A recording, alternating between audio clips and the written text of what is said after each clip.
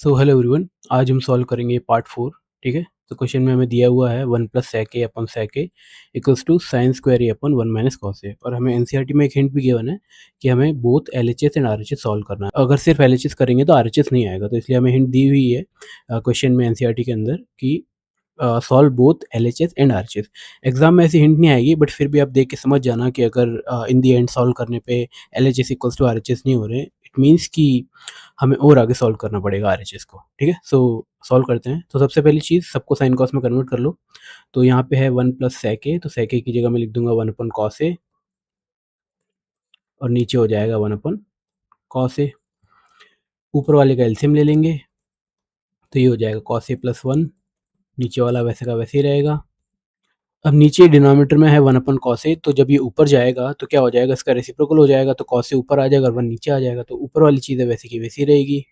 Cos A plus 1 upon cos A, जो numerator था वो वैसे का वैसे ही रहेगा, पर डिनोमिनेटर जो था उसका रेसिप्रोकल हो जाएगा, तो ये हो जाएगा कॉस ए अपन 1। तो ये कॉस ए से कॉस ए कैंसिल आउट हो जाएगा। तो हमें अब देखो ऊपर क्या देखने को मिल रहा है, कॉस ए प्लस 1, और डिनोमिनेटर में तो 1 है ही। तो ये मेरा फाइनल आ चुका है एलएचएस का, जो जितना भी सॉल्व कर सकता था मैं इसके आगे सॉल्व नहीं कर सकता हूँ।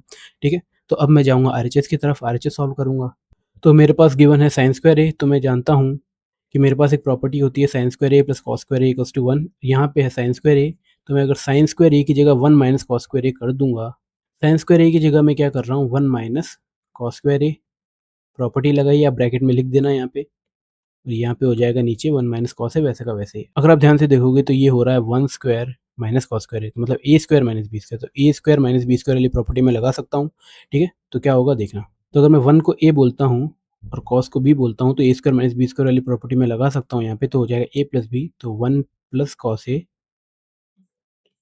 And A minus B, 1 minus cos A, और नीचे वैसे का वैसे ही रहेगा। अब देख रहे हो 1 माइनस कॉस ए 1 माइनस कॉस ए सेम है, तो क्या बचेगा ऊपर 1 प्लस कॉस ए।